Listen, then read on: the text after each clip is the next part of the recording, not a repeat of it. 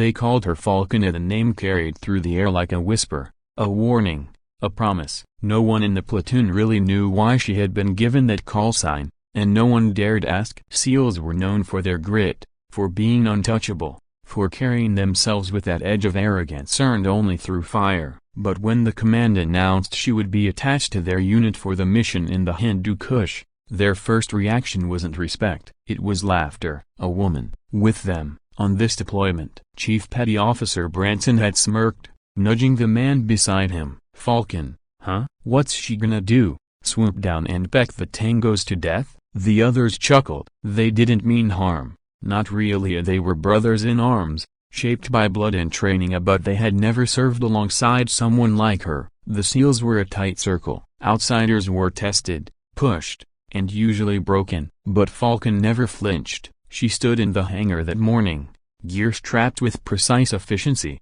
her rifle hanging from a sling across her chest. Her eyes scanned the room on Sia sharp, unblinking, like a predator measuring its prey. The SEALs joked more quietly after that look. There was something unsettling in her stillness, in the way she didn't rise to the bait. She didn't need to. The mission brief was clear. Insurgents had taken over a mountain compound in Nuristan province. Intelligence suggested the enemy held vital intel about planned attacks on U.S. bases. The SEALs would infiltrate under cover of night, retrieve the documents, and extract. Falcon was the outsider, an intelligence specialist, or so they thought. The truth was buried deeper.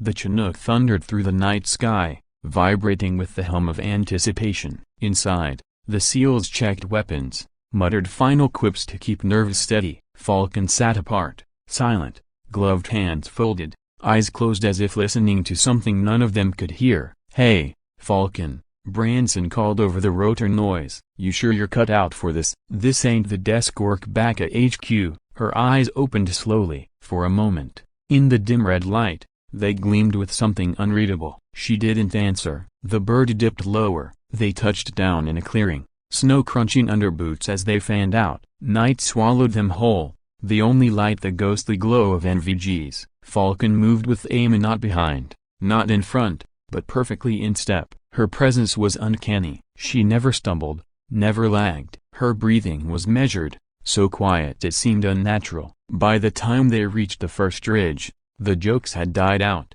The firefight erupted fast. A sentry had spotted them near the compound's perimeter, his cry slicing through the night before a silenced round took him down. But the alarm was raised, and soon the black sky filled with the blaze of gunfire. Bullets tore into the trees, ricochets sparking against stone. The SEALs returned fire, moving with precision, but they were outnumbered. Insurgents poured from the compound, shouting, rifles flashing. Branson cursed as a round whizzed past his ear. "We're gonna be pinned." And then Falcon moved. She broke from cover like a shadow made flesh, sprinting low and fast toward a crumbling wall. Her rifle spat controlled bursts of 3 enemies dropped in less than 5 seconds. She climbed the wall in a single motion, balanced atop it, and leapt, twisting in midair as her shots cut down 2 more. It wasn't human. It wasn't training. It was something beyond that. The SEALs froze, caught between awe and disbelief. "Jesus Christ,"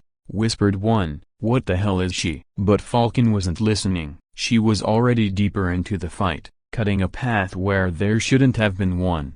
Inside the compound, the corridors reeked of smoke and sweat. Shouts echoed in Dari, boots slapping against stone as enemies scrambled. The SEALs pushed through, room by room. Branson kicked down a door or 2 insurgents raised rifles, but Falcon was faster. 2 sharp cracks. Both men fell before they even aimed. She reloaded without looking, her movements fluid, exact, almost like a dance. "Keep up," she said softly, the first words she'd spoken all night. And they did, not out of pride anymore, but necessity. She led, and they followed. Down in the basement, they found a cache of documents, maps rolled tight, hard drives stuffed into cases. Intel gold. Branson slung the pack over his shoulder, nodding. "Got it. Time to exfil." But Falcon wasn't moving. She was listening again, head tilted. Then her eyes narrowed. "We're not alone." The explosion tore through the wall a second later, blasting stone and fire across the room. Ambush.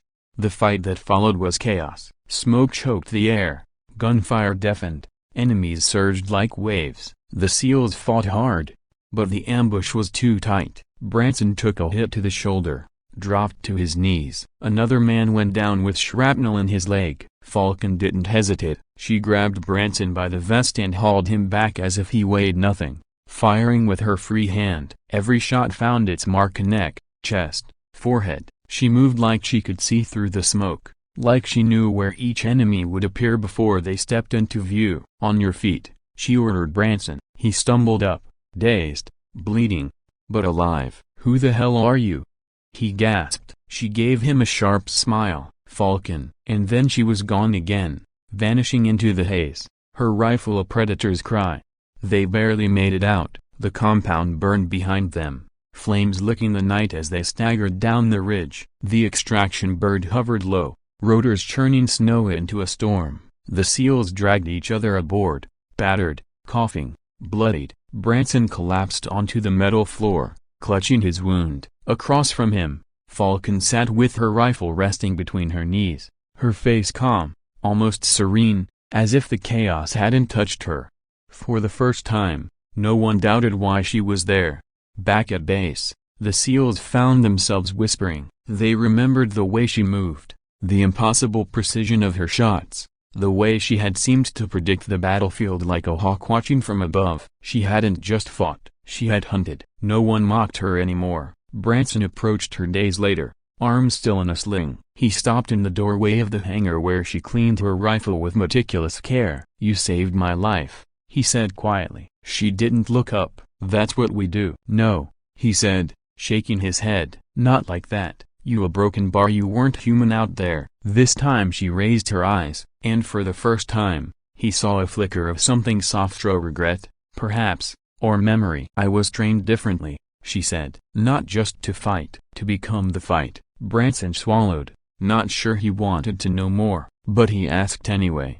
"Why a Falcon?" Her gaze turned distant. "Because I see what others don't, from above, from afar, and when it's time." A broken bar. She set the rifle down, hands resting gently on the stock.